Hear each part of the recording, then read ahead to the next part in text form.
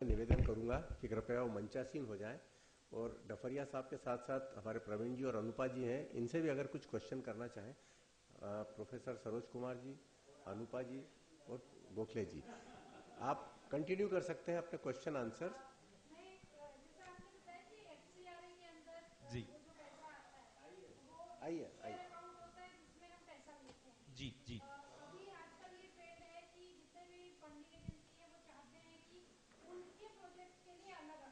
बराबर है।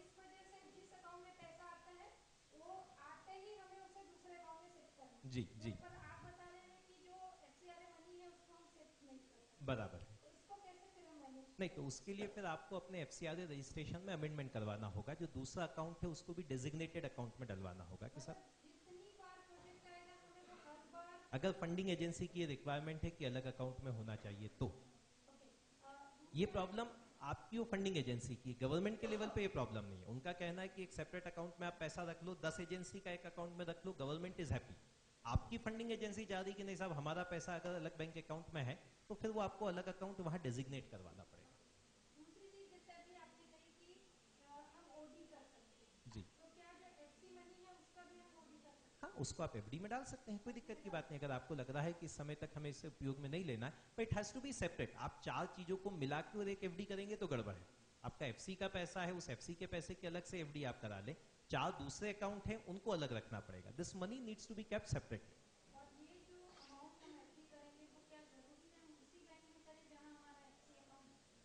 जरूरी तो नहीं है, पर वो टेक्निकली अच्छा रहता है कि साहब आपसे कल से कोई भी क्वेरी आएगी तो आप बतला सकते हैं कि साहब इसी बैंक में हमने अलग से अकाउंट खोल के रखा हुआ है। ये वो वाला मामला है जहां पे कानून की रेखा एकदम बारीक हो जाती है कि आप कब उस पार चले जाएंगे वो कहा नहीं जा सकता। तो it's good to be in the same bank, क्योंकि वो आपने वही अकाउंट डेजिग्नेट करवाया हुआ। निवेदन है कि कोयल चैरिटीज के कार्यक्रम में जितने भी हमारे आमंत्रण में, हमारे आज के इस कार्यक्रम के अध्यक्ष महोदय से निवेदन करूंगा कि अध्यक्षीय उद्बोधन के द्वारा हमें अनुग्रहित करें प्रोफेसर श्री सरोज कुमार जी।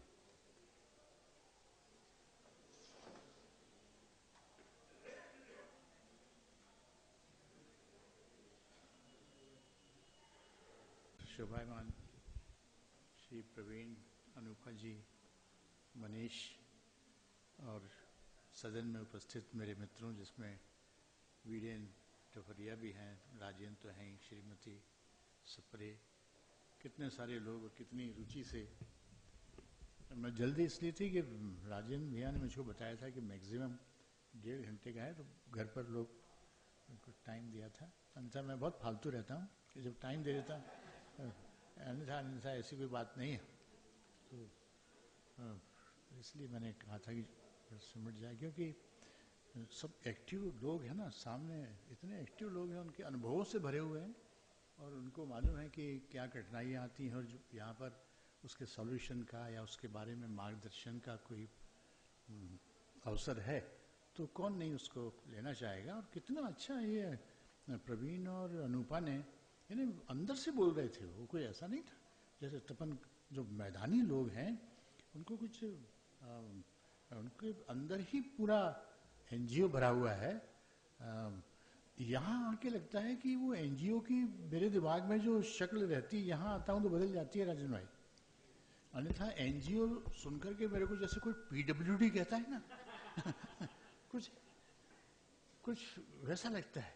यानी ऐसा नहीं कि पीडब्ल्यूडी ऐसा है कि कुछ नहीं करता है, सड़कें बन रही हैं, कितने सारे काम हो रहे हैं, लेकिन फिर भी पीडब्ल्यूडी सुन के एकदम लगता है अच्छा लड़की का हस्बैंड क्या करता है, बोले पीडब्ल्यूडी में है, पीडब्ल्यूडी में लगता है अरे साहब बेईमान होगा।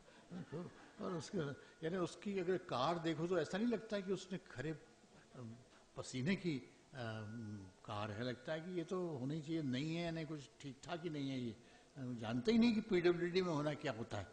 तो ऐसा अभी मैंने राजन भाई से पूछा था, क्योंकि कुछ दिनों पहले मैंने एक मीटिंग में श्रवण गर्ग को ये कहते हुए सुना था कि मध्य प्रदेश में 75,000 एनजीओज हैं।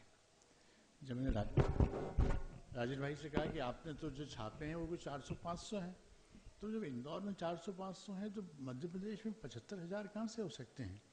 तो उन्होंने बताया कि हैं तो इंदौर में 10,000 से ज़्यादा, लेकिन हमारी लिस्ट में जो इतने कम हैं उसका कारण यह है कि जो सामने आते हैं अपनी आइडेंटिटी बताते हैं, जो काम कर रहे होते हैं, बाकी तो चाहते हैं कि अपने हमारे बारे में कोई जाने ही नहीं, हमारा चलने दो।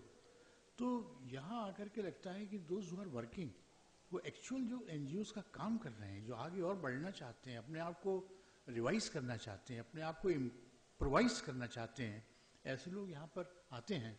तो ये राजन भाई ने बहुत उपयोगी मंच बनाया है गोयल चैरिटीज़ का, कि गोयल चैरिटीज़ एसोसिएशन, कि यहाँ पर एक ऐसा मंच है कि यहाँ जो एक्टिव एनजीओज हैं वो आकर के अपनी पारस्परिकता को विकसित कर सकें, एक दूसरे को समझ सकें, एक दूसरे की कठिनाइयों को कम करने की कोशिश कर सकें। क्योंकि भारत जैसे देश में एनजीओज की बहुत ज़रूरत इसलिए है कि यहाँ पर अशिक्षा बहुत, अज्ञान बहुत अधिक, अंधविश्वास बहुत अधिक, क्योंकि हम गुलामी से उभरे हुए लोग हैं। जैसे आपने कहा था अनुपा ने, पहला शब्द जो हम सब जानते हैं कि आज ज़रूरत हमको अवेयरनेस की है। हम अवेयर नहीं हैं। अगर हम अवेयर होते तो ये जो जिस तरह के नेता हम चुनते हैं वो चुने ही नहीं जाते। हम तो दारू पिला दो हमको, चावल दे दो हमको, पैसा दे दो हमको, साड़ी बांट दो हमको, तो जो क्रांति हम कर सकते हैं वोट से, जो एक नागरिक के पास ब्रह्मास्त्र है, हम उसके बारे में भी अवेयर नहीं है। और चूंकि हम अवेयर नहीं हैं, इसलिए हमारा प्रजातंत्र भी सफल नहीं हो पा रहा है। अगर हम अवेयर होते तो पुलिस हमको हमारी शत्रु नहीं लगती, क्योंकि उस समय मुझे मालूम होता है कि ये पुलिस भी मेरे वोट द्वारा ही बनाई गई है। मैंने जो सिस्टम को वोट दिया है, मैंने जिनको वोट दिया है, जिस पार्टी को दिया है, जिस व्यक्ति को दिया है, उस पार्टी ने जो सारी संरचना रची है, उसमें पुलिस भी है, वो मेरे ही द्वारा बनाई गई है। अपराध अगर मैं कर रहा हूं और जो हंटर मैं खा रहा हूं, ये हंटर मैं ही मेरे को मार रहा हूं, क्योंकि पुलिस का हंटर मेरा ही हंटर है। अगर अवेयरनेस होगी तो हमको इस देश की जो जितनी भी शक्तियां हैं वो अपनी लगेंगी, क्योंकि वो मेरे वोट द्वारा ही बनाई गई हैं। अवेयरनेस नहीं है, इसलिए मेरा शोषण होता है, मेरी गरीबी नहीं मिटती, मेरे अज्ञान के कारण अमीर मुझे धोखा देकर और अमीर बनता जाता है। ये अवेयरनेस बहुत जरूरी है। और दूसरों के दुख में सहभागिता, ये एक राष्ट्र का चिन्ह होता है। देश और राष्ट्र में क्या फर्क है? इंडिया को जब मैं देश कहता हूं या इंडिया को जब मैं राष्ट्र कहता हूं, तो फर्क क्या है? फर्क यह है कि देश एक भौगोलिक इकाई होता है कि ये यहाँ से यहाँ तक, कन्याकुमारी से यहाँ हिमालय यहाँ तक, और इसकी यहाँ सीमा से यहाँ तक फैला हुआ। मैं श्री विनय खांडेकर से निवेदन करूंगा कि वह हमारे बीच उपस्थित सीए श्री डफरिया जी को स्मृति चिन्ह दें।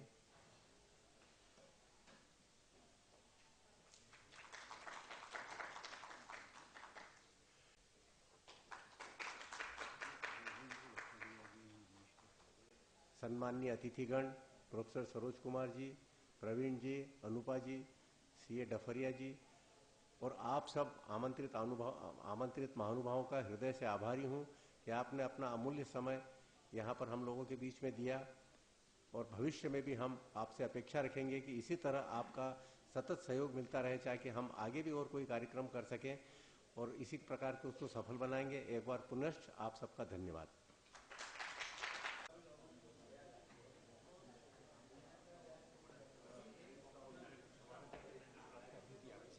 आप जानकी नगर में